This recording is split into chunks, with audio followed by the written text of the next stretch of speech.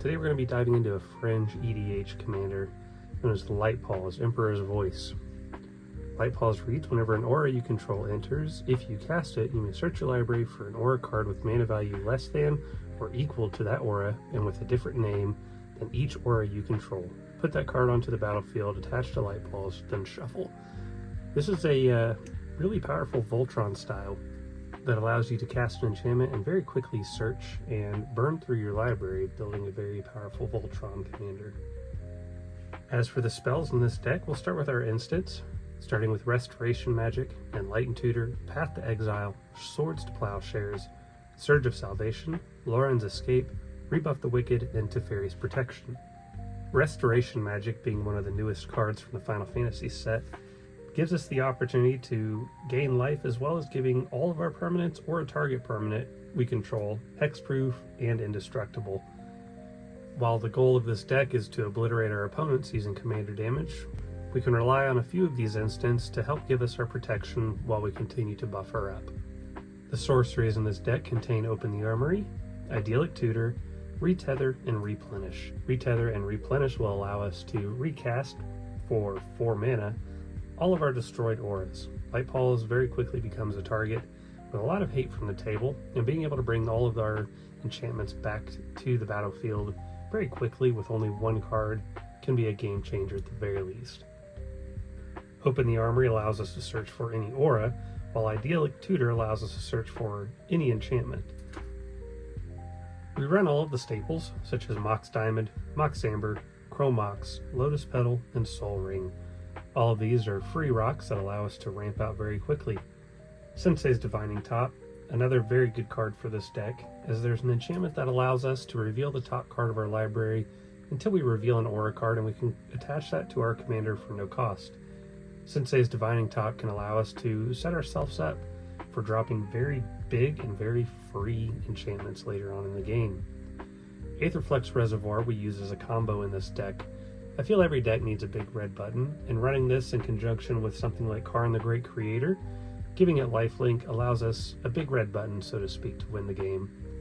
Open the Machine is a 6-mana artifact that plays very dirty with Draenith Magistrate, which basically locks out the game for our opponents, allowing them to only play lands while we're able to freely play our deck. We'll go through our creatures and planeswalkers based on CMC. The only planeswalker we run is Karn the Great Creator. This shuts off the abilities of artifacts that our opponents control, shutting down all of their mana rocks and treasure tokens. This also is a combination piece that we run with the Aetherflux Reservoir. For 1 CMC creatures, we have Esper Sentinel, Weathered Wayfarer, and Giver of Runes. With these 3 1-drops, we're given card draw, land search, and giving Light-Paws protection from colorless or from the color of our choice for only 1 tap.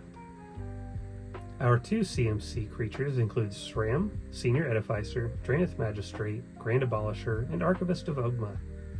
SRAM being a draw engine for any time that we cast an aura, equipment, or vehicle. Draenith locking out our opponents from being able to cast our commander, as well as running this combo piece with Omen Machine. Grand Abolisher to help us freely cast our auras during our turn, and Archivist of Ogma to give us life gain and card draw whenever our opponents are searching their library. And our final slot of creatures for 3 CMC or X include Heliod's Pilgrim, Heliod's Suncrowned, Pearl Ear Imperial Advisor, Nomad Mythmaker, and Walking Ballista. Heliod's Pilgrim, while it's a fairly costly card, still allows us to search for an aura card, reveal it, and put it into our hand. Heliod's Suncrowned and Walking Ballista is an easy win condition whenever we're able to give Walking Ballista lifelink. This also allows us to give Aetherflux Reservoir lifelink and combo off for the win with Karn the Great Creator. Pearl Ear Imperial Advisor gives our enchantment spells affinity for auras, making each one cost 1 less. And Nomad Mythmaker, for a single white and a tap, we can put a target aura card in a graveyard into play attached to a creature that we control. Now onto the pieces that make Light-Paws so dangerous. With our 1 CMC enchantments and auras, we have Lantax, Sentinel's Eyes, Hyena Umbra, Shardmage's Rescue, Ethereal Armor, Spirit Link, Shield of Duty and Reason, and Mask of Law and Grace. The Shield of Duty and Reason and Mask of Law and Grace are a very important piece to starting out Light-Paws into our match early with low CMC cost. These 2 cards alone will give Light-Paws protection from black, blue, red, and green. Hyena Umbra and Shard Mage's Rescue give us Hexproof and Totem Armor. Sentinel's Eyes give us Vigilance and +1/+1. Ethereal Armor gives us +1/+1 for each enchantment we control and First Strike. And Spirit Link is the alternate version to Lifelink, in which we can double stack later on in the game. We do have a few lockout pieces that we run as well, such as Sheltered by Ghost, Reprobation, Soul Tithe, and Planar Disruption, which allows us to exile, or even lock out an opponent's creature, turning them into things such as a 0/1 Coward, making them unable to attack, block, or even lock out activated abilities. And for some of those high CMC creatures, we can use Soul Tithe to make our opponents pay for that every turn. Murder Investigation is a great combo piece, as Light-Paws can get very big very quick, giving us a bunch of 1/1 White Soldier creature tokens when Light-Paws dies. Spirit Mantle is an early game piece that we want to give to allow Light-Paws to have protection from creatures. All That Glitters, giving Light-Paws +1/+1 for each artifact and enchantment, while Idolize gives us +X/+X when it attacks alone, where X is the number of non-land permanents you control. Daybreak Coronet gives us +3/+3, First Strike, Vigilance, and Lifelink, while Feather of Flight offers us a card draw in addition to +1/+0 and Flying. For our 3 CMC enchantment auras, we have Battle Mastery, Chains of Custody, Pariah, Timely Ward, Light of Promise, Face of Divinity, Stone Skin, and Gauntlets of Light. Gauntlets of Light and Stone Skin are a great combo piece together, giving Light-Paws +0/+12, and on combat, we switch the power and toughness. Pariah and Timely Ward directs all damage dealt to us to Light-Paws and giving Light-Paws indestructible, allowing us an essential pillow fort.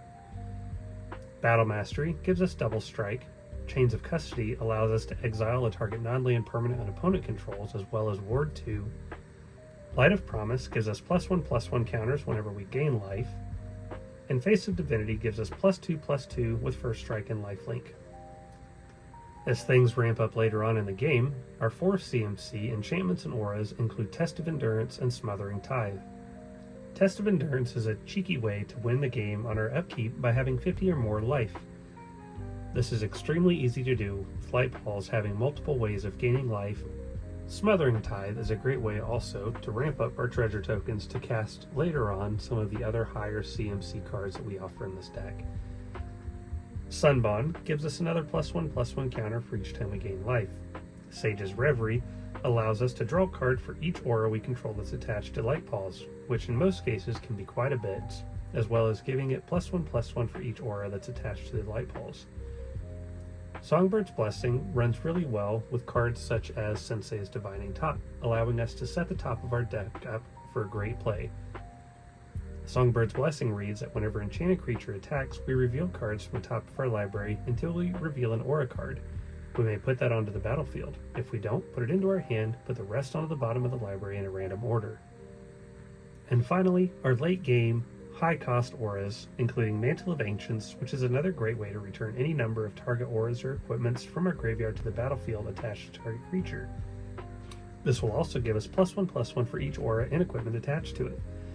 Spectral Ward gives Light-Paws +2/+2 and protection from all colors without removing all of our auras. This is a great late game play if Light-Paws is completely protected and we have every piece that we want connected to her. And last but not least, Eldrazi Conscription for 8, enchanting Light-Paws, giving her +10/+10, Trample, and Annihilator too.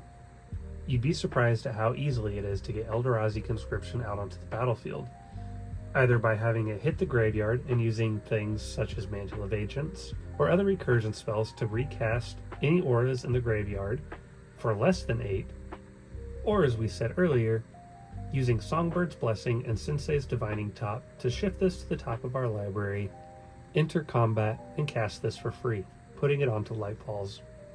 This deck runs 32 lands, of which 19 of those are basic plains, with cards such as Nykthos Shrine to Nyx allowing us to add mana equal to our devotion of our color for only 2, Iganjo's Seed of Empire, either adding white or channeling, Serra's Sanctum, Wasteland for land destruction, Hall of Heliod's Generosity, allowing us to pay 1 and a white to tap to put target enchantment card from our graveyard on top of the library, and Balam Garden or Command Beacon in case our commander tax gets a little out of hand.